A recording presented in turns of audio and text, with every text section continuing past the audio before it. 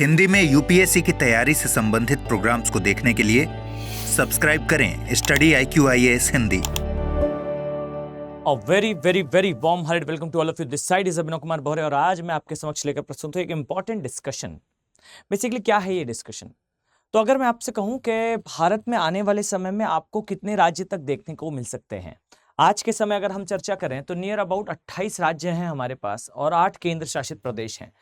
अगर मैं इस बात में आपको थोड़ा कंफ्यूज करने का प्रयास करूं तो 29वां राज्य हमारे यहाँ बन चुका था जिसका नाम था तेलंगाना, जिसका नाम है बेसिकली तेलंगाना।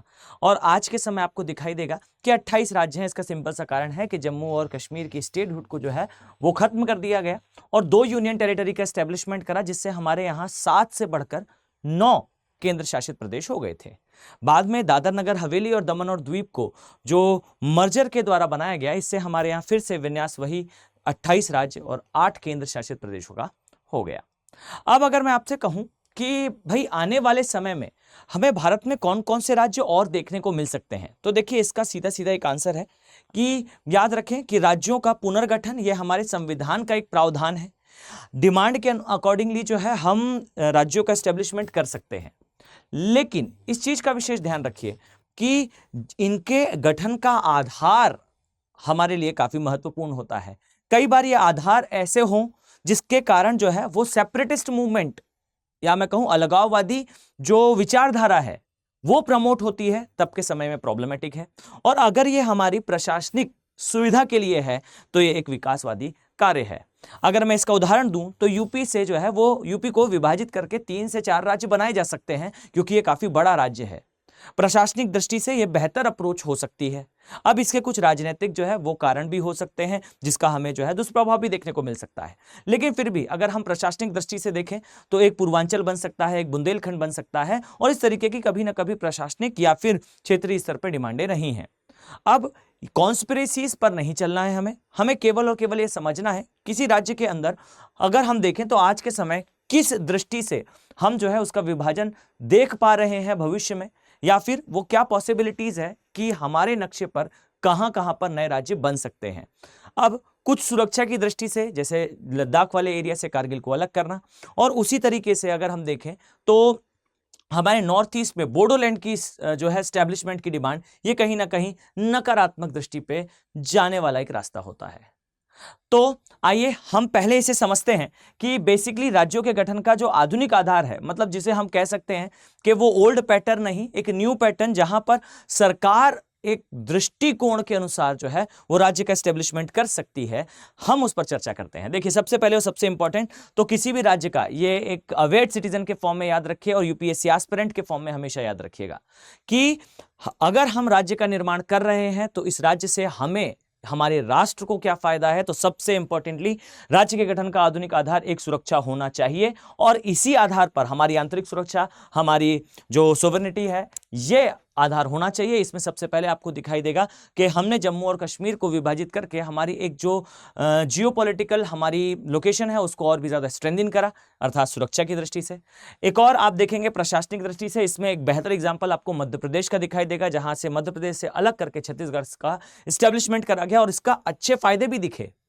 आप पाएंगे छत्तीसगढ़ की बेल्ट में जो नक्सलवादी मूवमेंट प्रोएक्टिव था, उसके मूवमेंट को कंट्रोल करा जा सका, नक्सलिज्म का स्तर जो है वो कम हुआ छत्तीसगढ़ में, जैसे ही अलग से छत्तीसगढ़ नामक राज्य मध्य प्रदेश से अलग करा गया।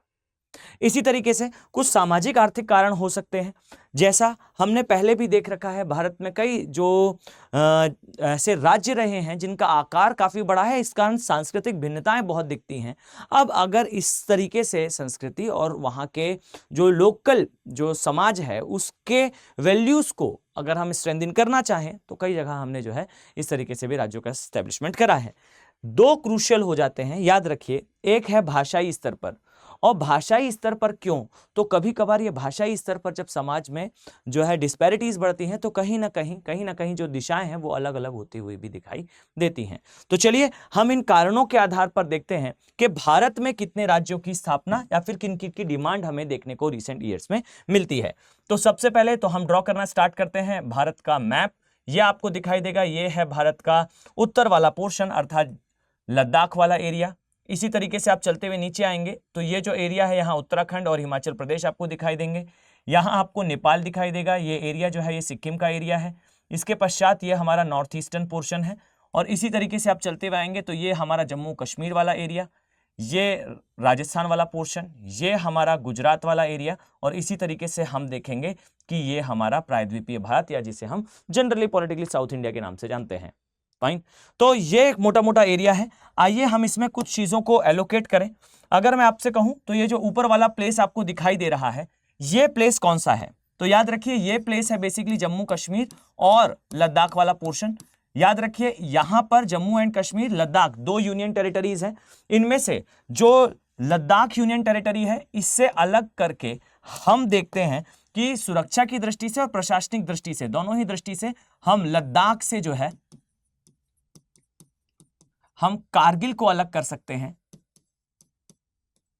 और ये अलग करने का रीजन सिर्फ इतना है कि कारगिल से जो है कुछ महत्वपूर्ण रास्ते जाते हैं, किस ओर? तो अक्साई चीन की ओर, और ये एरिया काफी अच्छी जियोपॉलिटिकल लोकेशन में है। अगर हम अपने वो प्लेसेस जो पाकिस्तान और चाइना के द्वारा कैप्चर करे गए हैं, उन्हें अगर हम जो है ईगल्स आई व्यू उन पे चाहते हैं। इसी तरीके से अगर हम देखें तो ये जो हमारा एरिया है, जिसे हम कहते हैं जम्मू एंड कश्मीर का एरिया, अगर हम चाहें तो इसमें से एक प्लेस जो है वो सेपरेट कर, जो एरिया है जिसे हम कहते हैं जम्मू वाला पोर्शन, याद रखिए इसे जो है वो अलग कर सकते हैं। क्यों? क्योंकि जम्मू एंड कश्मीर में, कश्मीर वाले एरिया में टेरर एक्टिविटीज हैं। जम्मू वाला जो एरिया है बिल्कुल शांत है, बिल्कुल वैसा ही है जैसे हमारे अन्य क्षेत्र दिखाई देते हैं। अगर मैं आपको थोड़ा सा यहां पर दिखाना चाहूं तो आप इस तरीके से पाएंगे कि ये हमारा जो है ये नॉर्थ इंडिया का पोर्शन है, और इसमें आप पाएंगे कि ये वाला जो एरिया पड़ता है, ये प्लेस है बेसिकली जम्मू। इसके ऊपर आपको जो है एक रेंज दिखाई देगी, इसे कहते हैं बेसिकली पीर पांजल रेंज, और इसके ऊपर जाएंगे तब आपको यहां पर दिखाई देगा ये है कश्मीर वैली। अब कश्मीर वैली में आतंकवादी गतिविधियां हैं, इस स्थान पर जो है वो कोई गतिविधियां नहीं है। तो अगर इसे अलग करा जाता है तो कहीं ना कहीं ये हमारे लिए एक अच्छी जो है वो लोकेशंस को क्रिएट करेगा।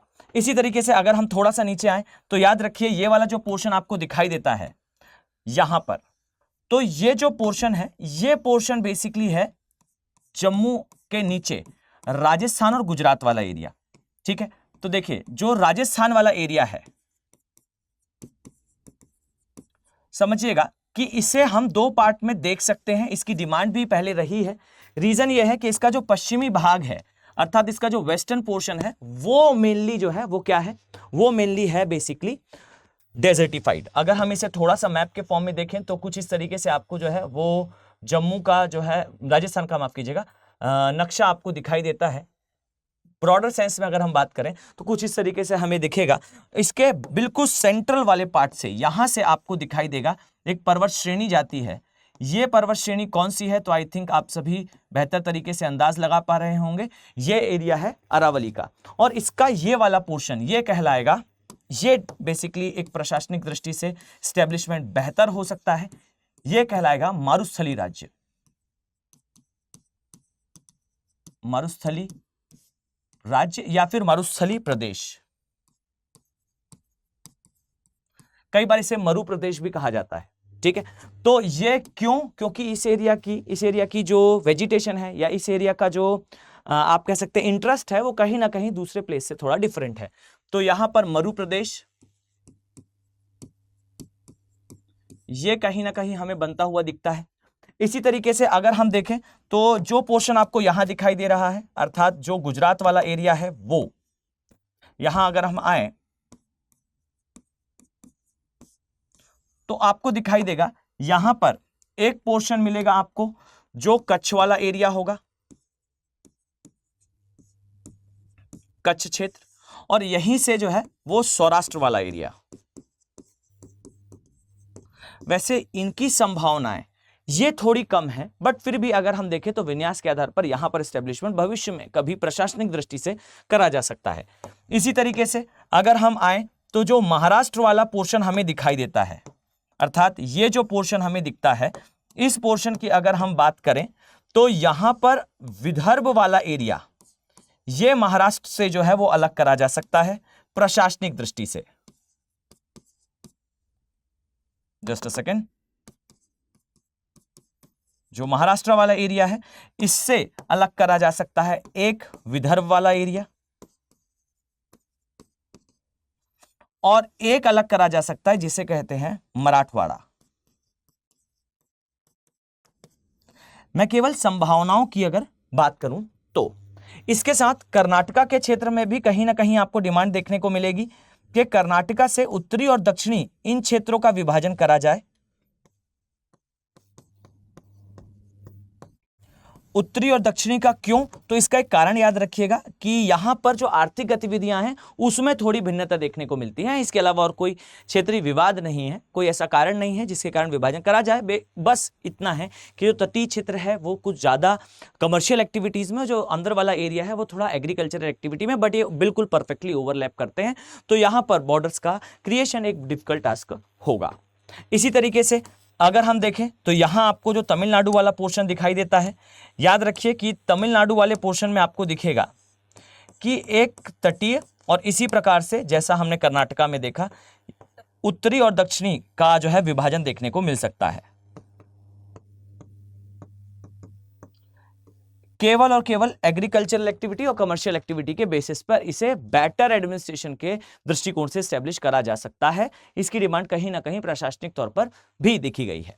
इसी तरीके से अगर हम थोड़ा सा आगे बढ़ें तो आपको ये जो एरिया दिखाई देगा, अर्थात जो यूपी वाला पोर्शन है, यहां पर एक जो है वो डिफिकल्ट टास्क होगा। इसके पीछे के राजनीतिक कारण भी हो सकते हैं, तो थोड़ा सा डिफिकल्ट टास्क होगा। यह है उत्तर प्रदेश,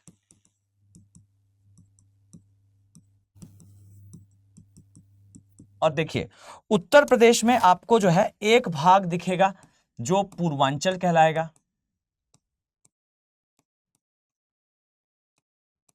एक जो है वो अवध वाला एरिया होगा,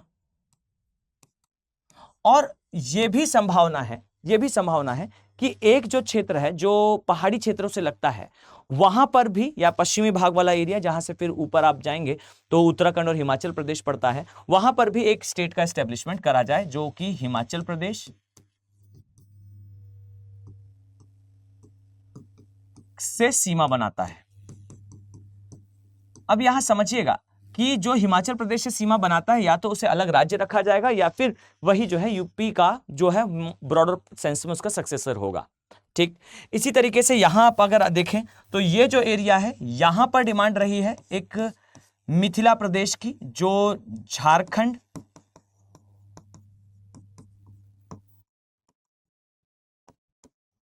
एंड बिहार से अलग करके जो है वो बनाया जाए, इसे कहा जाएगा मिथिला प्रदेश।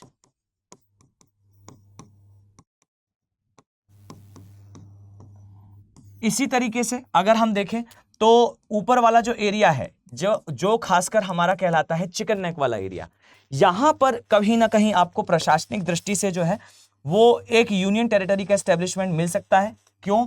आई थिंक आप रीजन आसानी से समझ सकते हैं। अगर मैं थोड़ा सा आपको दिखाने का प्रयास करूं तो ये है बेसिकली हमारा जो नॉर्थ ईस्ट वाला पोर्शन है, ये हमारी नॉर्थ ईस्ट के जो 7 सिस्टर्स हैं वो, और उनका एक भाई अर्थात सिक्किम।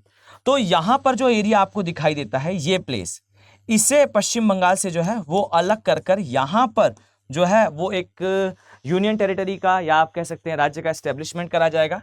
मैं नाम तो नहीं लेना चाहूंगा क्योंकि इसका प्रशासनिक सुविधा की दृष्टि से स्थापना करी जानी है या फिर संभावना है, पर कहीं ना कहीं यहां पर गोरखा या फिर जो नॉन बंगाली पॉपुलेशन है उसका कहीं ना कहीं प्रभाव दिखता है थोड़ा बहुत। इस कारण इसका नाम हम नहीं देख पाएंगे, लेकिन फिर भी आप जो है वो आसानी से इसे गैस कर सकते हैं कि इसका एस्टेब्लिशमेंट हमारी सुरक्षा की दृष्टि से कितना महत्वपूर्ण है। इसी तरीके से अगर मैं आपसे कहूं जो हमारा आसाम वाला एरिया है, ये जो है ब्रॉडर सेंस में आप कह सकते हो आसाम वाला पोर्शन है, विवादित तौर पर मैं स्पष्ट कर दूं ऐसा करना बिल्कुल नहीं है, बट डिमांड रही है, मैं स्पष्ट कर दूं करना नहीं है बट डिमांड रही है कि यहां से कुछ सेपरेटिस्ट मूवमेंट देखने को मिले, और डिमांड रही कि बोडोलैंड की स्थापना करी जाए। पर यह याद रखिए कि यह स्थापना हमारे लिए सुरक्षा की दृष्टि से कितनी सही या कितनी गलत होगी, इसका निर्णय केवल और केवल उसके एक्सपर्ट्स लें तो ज्यादा बेटर है। और अगर मैं कहूं तो जैसा चल रहा है स्थिति धीरे धीरे एनआरसी के बाद कंट्रोल में आती हुई भी दिखाई देगी। तो ये आपको दिखाई देगा कि ये एक बोडोलैंड की डिमांड है, बट हम इसे कह नहीं सकते कि ऐसा होना चाहिए। पर अगर हम मेघालय की बात करें तो यहां पर जनजातीय स्तर पर जो विवाद कभी कभार हमें देखने को मिलते हैं, तो हो सकता है कि मेघालय के अंदर आपको 3 यूनियन टेरिटरी या 3 राज्य देखने को मिले। ये जो है ये गारो, खासी और जयंतिया के नाम से स्टैब्लिश हो सकते हैं, क्योंकि यही 3 जो है वहां मेजर ट्राइब्स हैं और मेजर फ्रिक्शंस आपको दिखते हैं।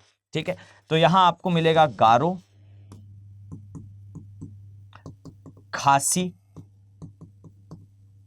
एंड जयंतिया। ये पोर्शन आपको दिखते हैं जो यहां से जो है वो हम बेटर एडमिनिस्ट्रेशन के लिए स्टैब्लिश कर सकते हैं। अभी रिसेंट ईयर में अगर मैं चर्चा करूं तो आपको दिखाई देगा ये मणिपुर का जो एरिया है, यहां पर काफी विवाद रहा। 2 जो है वो सोसाइटी के फ्रिक्शंस के बीच में, इसमें से एक फ्रिक्शन आई थिंक आपको पता होगा जो कुकी मेजॉरिटी है वो, और एक जो है मेती ट्राइब है उनके बीच में। तो ये 2 फ्रिक्शंस हैं। हो सकता है कि एक कुकी के लिए और एक जो है वो मणिपुर में जो मेती ट्राइब है उनके लिए सेपरेट स्टेट की या फिर यूनियन टेरिटरी का एस्टेब्लिशमेंट करा जाए। बट ये कहीं ना कहीं हमारा सोचना हो सकता है, पर प्रशासनिक दृष्टि से ये कितना सही और कितना गलत होगा, ये बेसिकली डिसीजन जो है वो गवर्नमेंट ऑफ इंडिया के ऊपर छोड़ा जाए तो ज़्यादा बेटर है। बट फिर भी अगर हम नॉर्थ ईस्ट के बारे में चर्चा करें तो यहाँ पर आपको कई यूनियन टेरिटरीज आने वाले समय में देखने को मिल सकती हैं, अर्थात बहुत सारे केंद्र शासित प्रदेश आपको देखने को मिल सकते हैं। और इनका कारण सिर्फ इतना है कि बेटर प्रशासन हो सके। जो मूवमेंट, वैसे भी हमारे नॉर्थ ईस्ट में बहुत सारे सेपरेटिस्ट मूवमेंट हमने पहले देखे हैं और उसका कहीं ना कहीं कारण भी कुछ रहे जिनको हम बहुत हद तक सॉल्व कर चुके हैं। लैक ऑफ डेवलपमेंट ये एक मेजर रीजन था। और अगर मैं स्पष्ट तौर पर कहूं तो कहीं ना कहीं यहाँ पर ब्रिजेस का कंस्ट्रक्शन हो, हाइड्रो पावर प्रोजेक्ट का एस्टेब्लिशमेंट हो या फिर फ्लड कंट्रोल का सिस्टम हो, ये सब कुछ विकसित करके कहीं ना कहीं हम यहाँ पर होने वाले सेपरेटिस्ट मूवमेंट को बहुत हद तक कंट्रोल में कर चुके हैं और आगे भी हम इसे अचीव कर पाएंगे। तो मोटे मोटे तौर पर आपको कुछ इतने राज्य एक्स्ट्रा एस्टेब्लिश होते हुए दिखाई देते हैं। मैं अगर बात करूं तो आंध्र प्रदेश से पहले ही जो है वो एक एरिया को सेपरेट करा जा चुका है। उड़ीसा हम कह सकते हैं कि देयर इज नो एनी खास डिमांड, बहुत ज़्यादा कोई खास डिमांड उड़ीसा के साइड से नहीं है। मध्य प्रदेश और छत्तीसगढ़ में अभी रिसेंट ही आप पाएंगे कुछ समय पहले सेपरेट हुआ है, तो यहाँ से अभी सेपरेट करना जैसा कोई खास हमें कारण नहीं दिखता। बट फिर भी मध्य प्रदेश की अगर आप पॉलिटिक्स की चर्चा करें तो कहीं ना कहीं गोंडवाना प्रदेश की डिमांड आपको देखने को मिलती है। बट बहुत हद तक हम कह सकते हैं कि ये प्रैक्टिकल अप्रोच नहीं होगी, क्योंकि ये किसी भी दृष्टिकोण से खास हमें वर्क करता दिखाई नहीं देता। कभी चंबल प्रदेश की डिमांड हो मध्य प्रदेश से, मैं अगर पॉसिबिलिटीज़ पर जाएँ तो नंबर बहुत सारे हो सकते हैं। जैसे मध्य प्रदेश से अलग करके चंबल प्रदेश की स्थापना हो, मध्य प्रदेश से अलग करके जो है वो गोंडवाना प्रदेश की स्थापना हो, जो मध्य प्रदेश के पूर्वी भाग में ज़्यादा देखने को मिलता है। इस प्रकार की डिमांड्स जो है वो देखी गई हैं। तो ये मोटे मोटे तौर पर जो है आप कह सकते हैं कि भारत में आने वाले टाइम पर हमें इन स्थानों पर नए प्रदेशों की स्थापना देखने को मिल सकती है। मैं उम्मीद करता हूं कि आपके लिए वीडियो इंफॉर्मेटिव रहा होगा। हम इस चर्चा को एंड करें या फिर आगे इसे नेक्स्ट टाइम कंटिन्यू करें, उसके पहले आप सभी के लिए एक इंपॉर्टेंट इंफॉर्मेशन है। याद रखिए कि स्टडी IQ के जो P2I बैचेस हैं ये स्टार्ट हो चुके हैं। न्यू ईयर का ये सेकंड बैच है। 27 जनवरी से कक्षाएं स्टार्ट हैं। डेली 3 आवर की लाइव क्लास होगी। साथ में आपको टेस्ट सीरीज, क्रक्स, हैंडआउट्स ये सब कुछ प्रोवाइड करे जाएंगे। आपको इस कोर्स में इंक्लूडेड होगा जो SIP है, अर्थात सक्सेस इन प्रीलिम्स के नाम से जो क्रैश कोर्स है वो इसमें फ्री ऑफ कॉस्ट इंक्लूडेड है। साथ ही याद रखिए कि अगर आपका प्री क्वालिफाई होता है तो स्टडी IQ आपको अपने खर्चे पर MRP प्रोग्राम अर्थात मेंस रेसिडेंशियल प्रोग्राम का पार्ट बनाएगा और आपकी सारी शिक्षा इस स्थान पर दिल्ली में जो है वो कराई जाएगी। अगर आपका प्री क्वालिफाई नहीं भी होता है तो भी आपकी 3 आवर की daily live classes as it is continue रहेंगी। इसमें आपको 1-to-1 मेंटरशिप मिलेगी और वो सारी सुविधाएं जो UPSC को क्वालिफाई करने के लिए एसेंशियल होती हैं shall be provided by study IQ। साथ ही ये बैच है आपका बेसिकली 2025 के लिए, और अगर आप 2024 को टारगेट कर रहे हैं तो आपके लिए SIP बैच इज बेस्ट मंत्रा। आपके प्रीलिम्स से रिगार्डिंगली सारे जो प्रॉब्लम्स होगी उसका 1 डोर सोल्यूशन है SIP, success in prelims crash course है। ये बैच भी जो है स्टार्ट हो चुका है। इसकी क्लासेस जो है 20 जनवरी से स्टार्ट हो जाएंगी और इसमें एडमिशन की लास्ट डेट भी है। तो कोशिश करें कि टाइम से इसको अवेल कर पाएं अगर आप 2024 को टारगेट कर रहे हैं। साथ ही इसकी जो कॉस्ट आपको डिस्प्ले हो रही है, याद रखिए ये कॉस्ट आपको पोर्टल पे या ऐप पर ज़्यादा दिखाई देगी। ये तभी आपको मिलेगी जब आप फैकल्टी कोड का, जैसा कि यहाँ मेरा कोड मेंशन है, इसका यूज़ करके जो है आप कोर्स को परचेस करें। ये AK लाइफ कोड है, this will be helpful for your career. चलिए मिलते हैं नेक्स्ट वीडियो में। Have a very nice day, thank you. Hindi में यूपीएससी की तैयारी से संबंधित प्रोग्राम्स को देखने के लिए सब्सक्राइब करें स्टडी IQ IAS हिंदी।